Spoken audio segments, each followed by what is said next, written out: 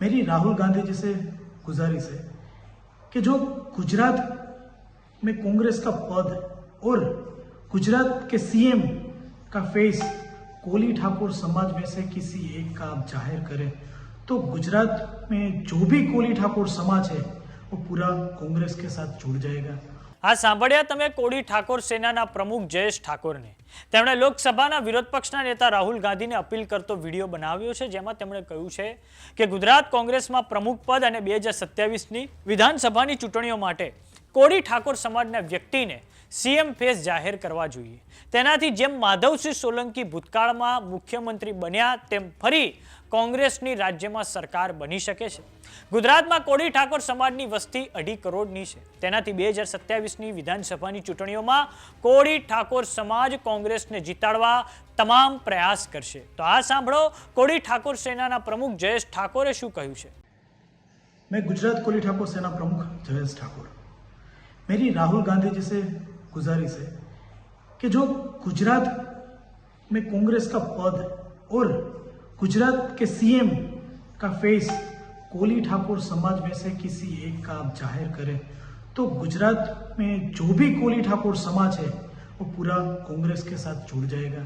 और ओबीसी समाज तो हमारे साथ आते ही है, तो अगर कोली ठाकुर समाज के फेस को एक बार फिर वापस आप जाहिर करो तो जैसे माधव सिंह सोलंकी सीएम बने थे वैसे ही 2027 में पूरा कोली ठाकुर समाज कांग्रेस को जीताने की पूरी कोशिश कर देगा, क्योंकि गुजरात में 2.5 करोड़ कोली ठाकुर समाज है। गुजरात में पहले नंबर पर हमारा कोली ठाकुर समाज आता है। तो आपसे हमारी गुजारिश है कि गुजरात में, गुजरात के प्रमुख में, गुजरात के सीएम फेस हमारे कोली ठाकुर समाज में से किसी एक का जाहिर करें। तो हवे समझिए कि गुजरातમાં કોળી ઠાકોર સમાજનું શું પ્રભુત્વ છે। તો ગુજરાતમાં સૌરાષ્ટ્રની અને દક્ષિણ ગુજરાતની આશરે લગભગ 30 થી 40 બેઠકો એવી છે કે જ્યાં આ સમાજ નિર્ણાયક બને છે। અને વાત કરીએ કોળી સમાજની તો થોડાક સમય પહેલા ગાંધીનગરના સર્કિટ હાઉસ ખાતે અખિલ ભારતીય કોળી સમાજના પ્રમુખ હીરા સોલંકી, જેઓ રાજુલાના બીજેપી ભારતીય જનતા પાર્ટીના એમએલએ છે, તેમના નેતૃત્વમાં ગાંધીનગરના સર્કિટ હાઉસ ખાતે એક મીટિંગ પણ મળી હતી। સાથે તેમાં અખિલ ભારતીય કોળી સમાજના ઉપાધ્યક્ષ પ્રવીણ કોળી પણ તેમાં હાજર રહ્યા હતા। તો હવે અત્યારે તો રાજ્યમાં કોઈ ચૂંટણીનું વાતાવરણ નથી, તેમ છતાં પણ વિવિધ જાતિઓ પોતાનું એસર્શન કરી રહી છે। વિવિધ જાતિઓ જે મુખ્ય રાજકીય પક્ષો છે ભાજપ અને કોંગ્રેસ, તેમાં પ્રદેશ પ્રમુખના પદને લઈને પોતપોતાના દાવાઓ કરી રહી છે। જેમ કે થોડાક સમય પહેલા ગાંધીનગરમાં પાટીદાર સમાજના જે કોંગ્રેસના આગેવાનો છે તેમની મીટિંગ યોજાઈ હતી અને પાટીદાર સમાજના જે કોંગ્રેસના આગેવાનો છે તેમણે માંગણી કરી હતી કે ગુજરાત કોંગ્રેસનું પ્રદેશ પ્રમુખનું પદ પાટીદાર આગેવાનને સોંપવામાં આવે।